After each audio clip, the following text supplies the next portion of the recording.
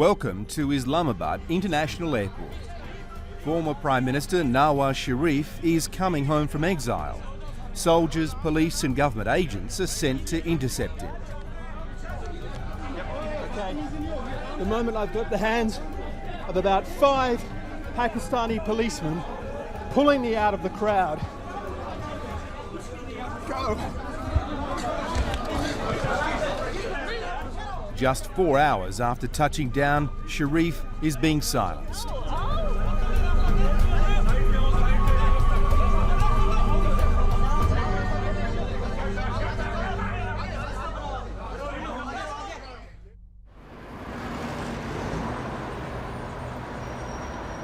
Seven days earlier, we were in London. The upmarket Mayfair district in the heart of the city boasts some of the most costly real estate in the world, owned by some of the world's richest people.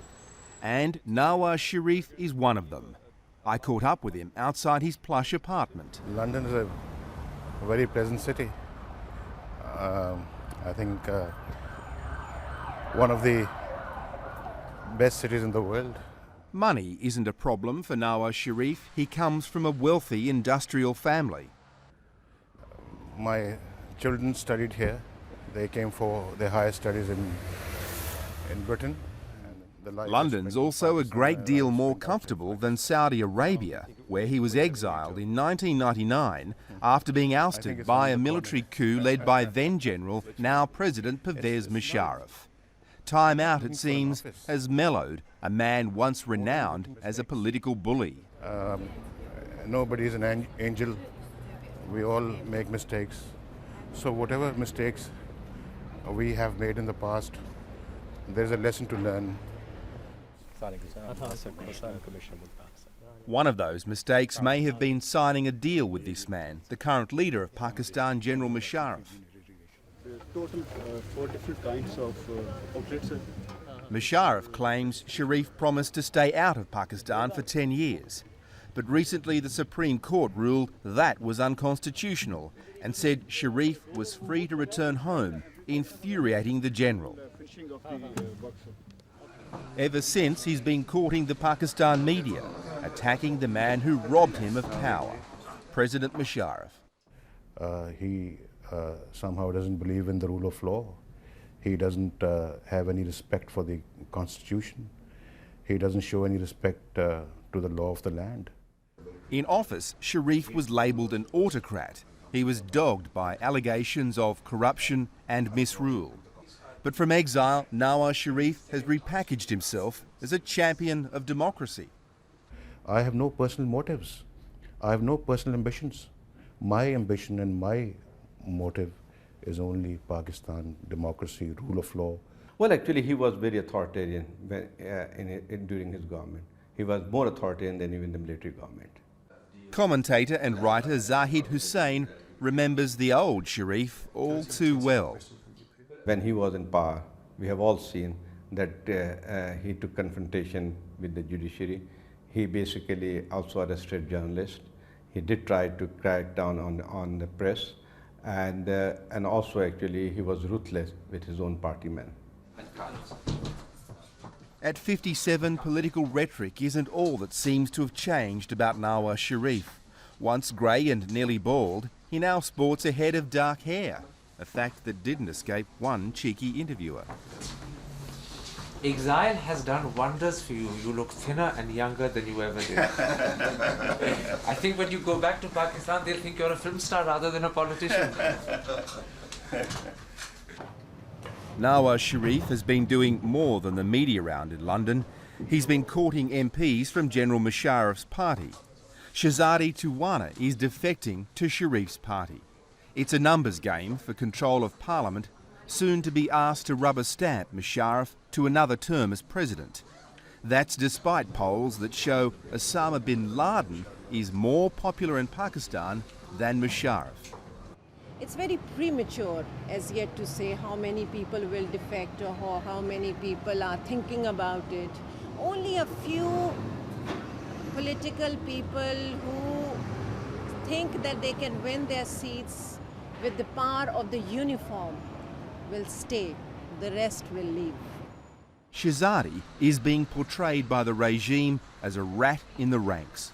I don't think it's fair to call anyone traitor or use such strong words, because one has to decide what is good for the country now. What do you think is good for the country right now? It's always been and it always will be a democratic form of government, and this is the need for our country. This is what is needed now.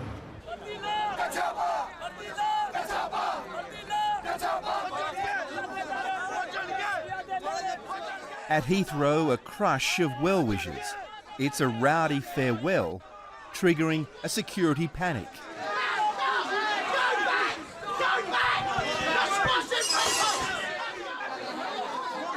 The former Prime Minister is booked on 5 different flights to confuse the regime about his arrival time.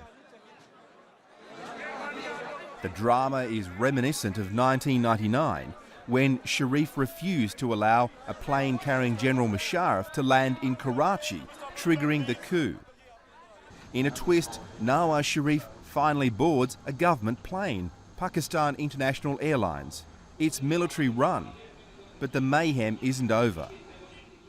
A passenger collapses in the aisle, claiming to be having a heart attack. Takeoff is delayed for more than 1 hour. Once airborne, Nawaz Sharif settles back and prays. Until now, he's been calling the shots. But in 7 hours, someone else will decide his fate.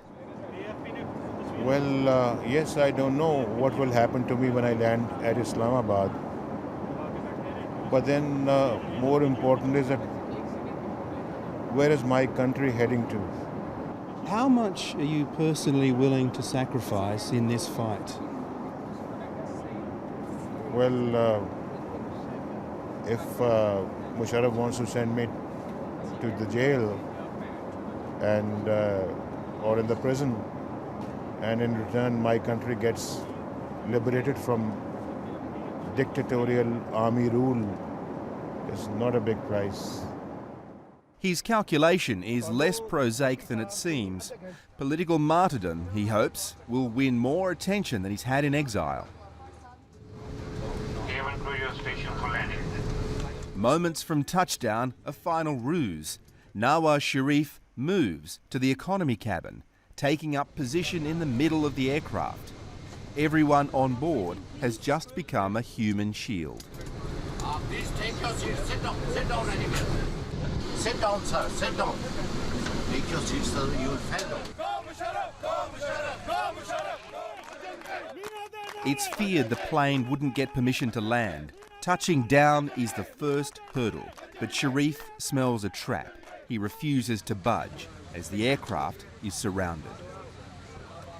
So a strange situation's developed on board the plane. The aircraft is surrounded by several hundred or so paramilitaries and police toting shotguns and submachine guns.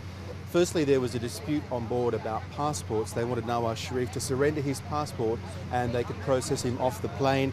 He refused. Now there's a dispute about bus transport, and as I speak, there are more police coming on board behind. Are you going to allow Mr. Sharif off the plane? Yeah, I've come to request him off board. Is he free to move around? You are awaited off board, sir. You can see the bus. 90 minutes after landing, Nawaz Sharif finally touches Pakistani soil for the first time in 7 years. In the chaotic arrival hall, the authorities make their move. I am here to serve the warrant of arrest to Mr. Mia Mohammad Nawaz Sharif. With that declaration, government thugs grab Pervez Musharraf's arch-rival. It was a chilling display of brute force. Nawaz Sharif is shoved out a door and taken to a waiting plane, destination Saudi Arabia. The regime insists there was no coercion. This is Information Minister Muhammad Ali Durrani. When he came here, there were options for him to stay here or to go again. So the And he option had- was stay here in jail or go. Or go. He opted for going there. This So- is the reports we received yet. So the option you gave him was to go to prison or to leave the country. Yeah, of course. Back in exile in Saudi Arabia, Sharif is politically isolated. It seemed that he is prisoner at this point. He is under restriction. I will not say that he is detained formally, but I think he's been restricted from going out of his house, and he will not be allowed to travel abroad, or to, particularly to London, I think, until the elections in Pakistan are over. At the moment, the only semblance of opposition to the regime seems to be coming from people inside this building, the Supreme Court. It was these judges who said that Nawaz Sharif could come home, and they may still rule that in banishing him last week, Pervez Musharraf committed a gross contempt of court. At the same time, a far bigger issue is being weighed here, and that's the one about whether it's even legal for Pervez Musharraf to run for president while he's still the armed forces chief.